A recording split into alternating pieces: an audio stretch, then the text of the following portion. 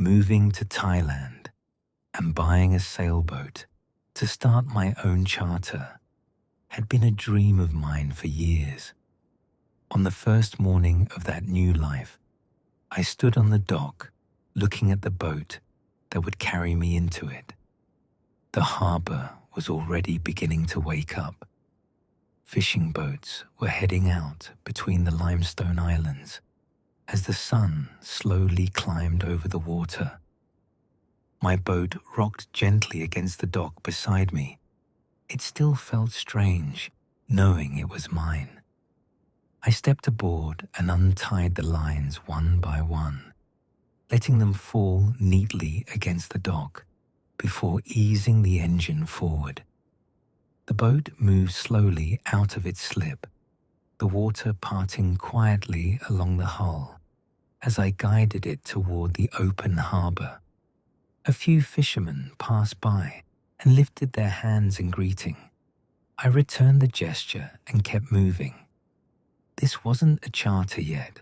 No guests, no schedules, just a test run. I wanted to get familiar with the water, the currents, the way the wind moved around the small islands scattered along the coastline. These were the places I would eventually bring people to explore. Today was simply the beginning. The harbor widened as I passed the last row of docks. The water shifted from the darker shade near shore to a brighter blue as the sun climbed higher. Ahead of me, the limestone islands rose from the sea in tall green shapes, their cliffs dropping straight into the water. I guided the boat in their direction, letting the engine run at an easy pace while the shoreline slowly pulled away behind me. Moments like this had lived in my mind for years. Standing there at the helm, feeling the boat move beneath my feet, I found myself thinking about where that dream had started. I grew up in a harbor town on the East Coast where the water was almost always cold. The wind off the Atlantic carried that sharp bite even in the middle of summer. Fishing boats left the docks before sunrise most mornings, their engines rumbling through the fog while the town was still quiet. By the time I was old enough to help, I was already spending my mornings out on those same waters. Fishing was simply what people did there. My father worked the docks, and when I wasn't in school, I followed him down to the harbor. I learned how to coil rope, clean fish, and steady a small boat while it rocked against the tide. Most days were gray, the sky blending into the ocean until you could barely tell where one ended and the other began. But every now and then, I would see something that stayed with me. Sailboats. They didn't move like the fishing boats. No engines roaring, no nets dragging behind them. They moved quietly, their sails stretched wide while the wind carried them past the harbor and out into open water. I remember watching them disappear over the horizon and wondering where they were going. One afternoon, when I was still young, an older sailor docked his boat near the pier where I was helping unload a small catch. His boat looked different from the others. The mast stood tall above the harbor, the sail neatly tied along the boom. I must have stared at it longer than I realized, because he eventually noticed. He walked over and asked if I had ever been sailing before. I told him no. He laughed and said I should fix that. The next thing I knew, I was climbing aboard. It was a small boat, nothing fancy. But the moment we pushed away from the dock, something about it felt different. The engine never started. Instead, he raised the sail and the wind caught it almost immediately. The boat leaned slightly and began to move. I remember gripping the side at first, unsure of the motion. But within minutes, the harbor started to open around us in a way I had never experienced before. There was no engine noise, just the sound of water along the hull and the wind moving through the sail. He let me take the helm before long. At first, I barely touched it, afraid I might turn us the wrong direction. But he showed me how the sail worked with the wind, how small adjustments could change the boat's path. It felt like learning a language that the water already understood. We stayed out there for a while, circling just beyond the harbor, where the fishing boats worked their nets.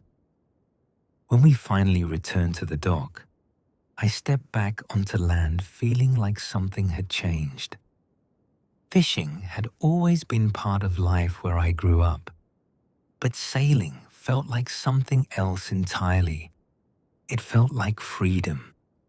From that day forward, whenever I saw a sailboat pass the harbor, I watched it until it disappeared from sight. I started reading everything I could find about sailing. Old magazines, library books, anything that showed different boats or distant coastlines. Most of the places in those books looked warm. Clear water, bright skies, islands that didn't disappear behind grey fog every afternoon. Even back then, I remember thinking there had to be somewhere out there where the ocean felt different, where the wind carried warmth instead of cold, where a sailboat could take you somewhere new every day. Standing at the helm now, guiding my own boat between the limestone islands of southern Thailand, I couldn't help but smile at the thought that the kid who used to stand on that cold harbor dock had somehow made it all the way here. Ahead of me, the water opened into a calm stretch between two tall islands, the cliffs rising high above the sea. I eased the engine back and let the boat drift forward for a moment as the wind caught the edge of the sail. The water between the islands grew calmer the farther I moved from the harbor. The limestone cliffs rose high on either side of me now, their green tops catching the morning sun, while the water below shifted through shades of blue and turquoise. I eased the engine back and let the boat slow as I studied the small rock formations scattered just off the shoreline. These were the kinds of places people came to see. Hidden coves, clear water, quiet stretches where the mainland felt far away even though it was only a few miles behind you. I guided the boat into a sheltered area between two of the rock formations and dropped the anchor. The chain slipped through the guide with a steady rattle before tightening as the anchor caught the sand below. The boat turned slightly with the current and settled into a slow, gentle sway. Perfect. I stepped below deck and pulled out the scuba gear I'd brought along for the trip. If I was going to run charters out here, I needed to know the water just as well as the shoreline. Guests always wanted to know what they might see beneath the surface. The gear came together easily. Tank secured, mask checked, fins laid out along the deck. I sat for a moment on the edge of the boat and looked down into the water. It was so clear I could already see the darker shapes of coral scattered across the sand below. Small fish moved between them in loose groups, flashing silver as the sunlight reached through the surface. I slipped the mask over my face, lowered myself into the water, and let the ocean close around me. The first breath through the regulator always felt strange for a second. Then it became natural. I drifted downward slowly, the sound of the world above fading into the quiet rhythm of breathing and the soft movement of water. The reef below opened up in front of me. Clusters of coral spread across the seabed in shapes that looked almost like underwater gardens. Bright fish moved through them in every direction. Yellow, blue, silver. Some darted quickly between the rocks, while others floated calmly in the open water. A sea turtle passed by at an easy pace, barely acknowledging my presence as it continued along the reef. Watching it move reminded me of something from a long time ago. When I was a kid, there was an aquarium about an hour from where we lived. It sat along the harbor in an old brick building that had once been part of the shipping docks. My parents took me there for the first time during the winter, when the fishing season had slowed and there wasn't much else to do around town. Outside, the wind off the ocean had been freezing that day. Inside, the building felt like another world. I remember stepping into the main room and seeing the tanks lined along the walls, each one glowing with its own color and movement. The water inside them carried creatures I had never seen before. The first tank that stopped me completely was the jellyfish. They drifted slowly through the water, their bodies glowing softly under the blue lights of the tank. Long, delicate strands followed behind them as they moved, rising and falling in a quiet rhythm that looked almost peaceful. I stood there watching them for what must have been 20 minutes. My parents eventually moved on to the other exhibits, but I stayed there until my father came back and asked if I planned to live in front of that tank. From there, we wandered deeper into the aquarium. The sea turtles were next. They moved through the large tank with slow, steady strokes of their flippers, gliding past coral and rock formations as if they had nowhere in particular to be. One of them swam close to the glass where I was standing, its eyes calm and curious as it passed. Then came the sharks. That tank had a tunnel that visitors could walk through while the sharks circled overhead. I remember stepping inside it and looking up as the shadows of those long bodies moved through the water above me. They weren't frightening the way I expected. They were graceful, powerful in a quiet way that made the entire tank feel alive. But the part that stayed with me the most was the coral reef exhibit near the back of the building. The colors were unbelievable. Bright coral structures filled the tank like an underwater city. Fish moved through it constantly, weaving through small openings and caves hidden between the coral branches. Every few seconds, something new appeared from behind the rocks. I remember pressing my hands against the glass and thinking that the ocean must be full of places like that. Places no one in my small harbor town ever talked about. Warm water, bright reefs, creatures moving through clear blue seas instead of the cold grey Atlantic I had grown up with. Standing there that day, watching those tanks, something settled into my mind. The ocean wasn't just one place. It was thousands of different worlds. Back in the water, near the Thai islands, a small group of bright blue fish moved past me in a tight formation, circling one of the coral heads before disappearing deeper along the reef. A few striped fish hovered near the sand, pecking gently along the rocks, as if searching for something hidden between them. The reef stretched farther than I expected.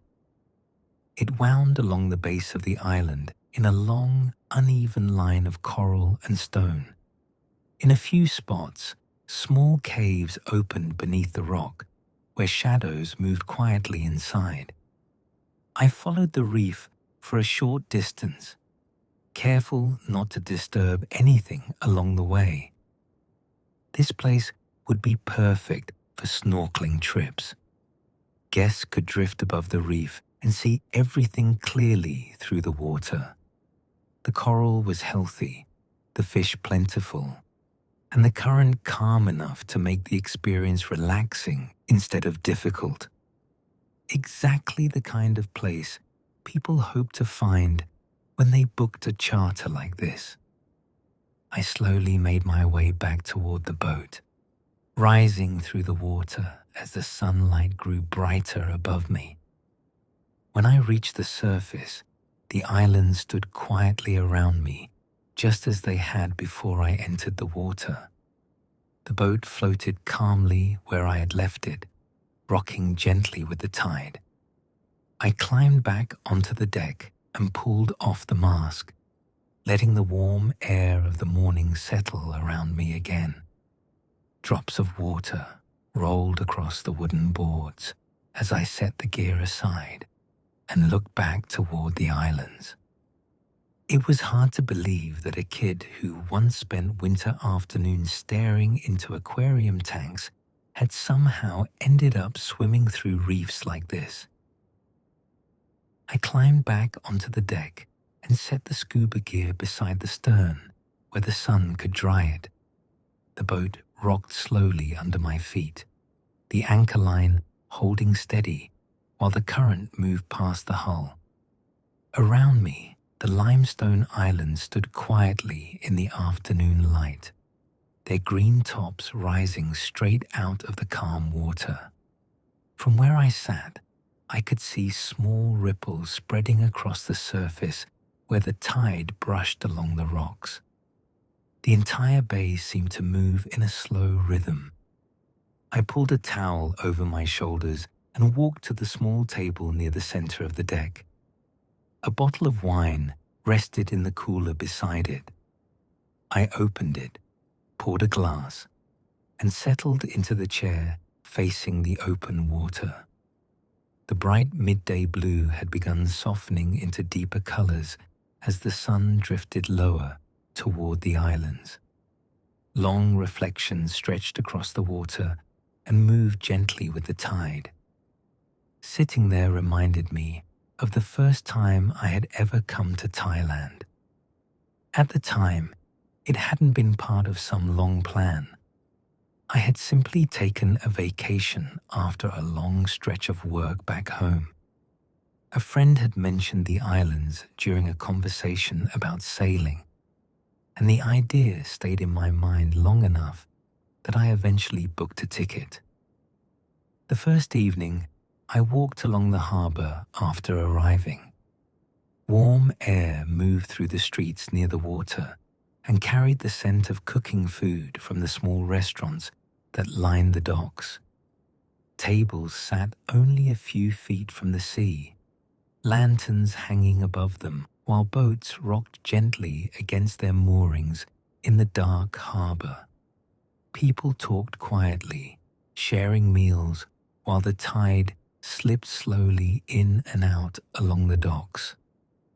I remember sitting down at one of those places and ordering dinner without knowing exactly what half the dishes were.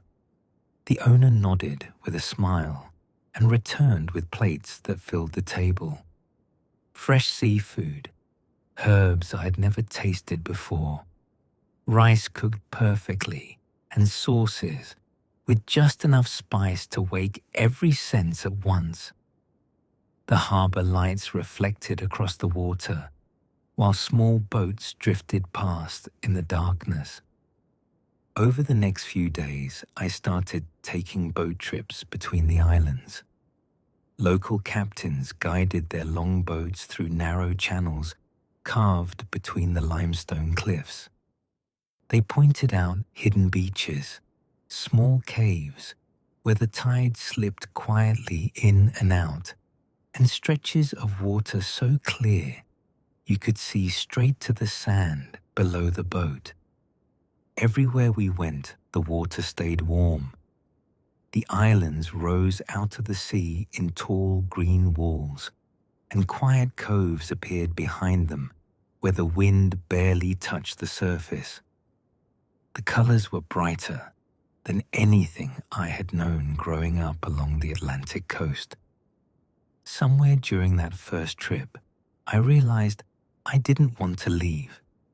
The thought arrived quietly while I was sitting in the front of a small boat, watching the islands slide past one after another. It wasn't dramatic, just a simple understanding that the life I had imagined while standing on those cold harbor docks as a kid might actually exist somewhere like this. Back on the deck of my sailboat, the afternoon light had begun shifting toward evening. The sun dropped slowly behind the limestone cliffs and painted the water with soft shades of gold and orange. The surface of the bay moved in gentle patterns, while the anchored boat turned slightly with the tide. I rested my arms on the table and watched the horizon change. A few birds crossed the sky above the cliffs before disappearing toward the mainland. The fishing boats that had passed earlier were gone now, leaving the water open and still between the islands. The anchor line creaked softly as the boat shifted again with the current. The movement felt familiar and steady beneath the deck, the kind of motion that eventually becomes part of the rhythm of being at sea. I took another sip of wine and let my eyes follow the fading sunlight across the water. When the sun finally slipped behind the cliffs, the sky held its color for a while longer. The islands turned into dark shapes against the horizon, while the last of the light stretched across the calm water. A light breeze moved through the bay, just enough to rustle the sail that was still tied along the mast. I stayed there as evening settled slowly around the boat. The air cooled slightly while the sky deepened into shades of purple and blue. Small lights began to appear along the distant shoreline where the harbor towns were beginning their evening routines. Out on the water, everything remained still. The boat rocked gently at anchor while the tide continued its quiet movement through the islands. Above me, the first stars appeared in the open sky, scattered across the darkness in small, steady points of light. Tomorrow, the real work would begin. Guests would arrive. Routes would be planned. The charter would finally begin. But tonight, the sailboat rested alone in the calm water between the islands, and I sat on the deck, watching the stars slowly fill the sky above Thailand.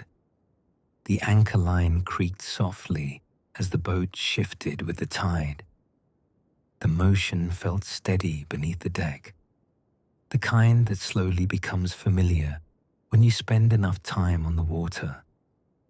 I took another sip of wine and watched the last light stretch across the bay. When the sun slipped behind the cliffs, the sky held its color a little longer. The islands turned into dark shapes along the horizon, while the water settled into a quiet rhythm. A light breeze moved through the bay, brushing gently against the mast. I remained at the table while the evening settled around the boat. The air cooled slightly as the sky deepened into shades of blue. One by one, the first stars appeared above the islands. In the distance, small lights began to glow along the shoreline, where the towns were settling into the night. Out on the water, everything moved at its own pace. The tide continued its slow pull through the islands, barely noticeable, except for the soft sound it made against the hull. Every so often, the boat shifted gently as the current changed direction. The anchor held firm beneath the water, keeping the sailboat resting quietly between the cliffs. I leaned back in the chair and looked up at the sky. Growing up along the Atlantic coast had taught me early that the sea carries its own rhythm beneath everything else. Even on cold days back home, that steady motion had a way of settling the mind. Out here in Thailand, the air was warmer, the water calmer, but the feeling was the same. The simple joy of being on the water, the gentle rocking of a boat at anchor, the open sky stretching above the sea. I finished the last of the wine and rested my hands on the table while the stars brightened overhead. The islands stood quietly around the bay while the sailboat drifted lightly with the tide. Between the water below and the stars above, the boat rested calmly in the middle of it all. And as the night grew deeper and the sea continued its steady motion beneath the deck, I remained there on the quiet water, watching the stars slowly fill the sky.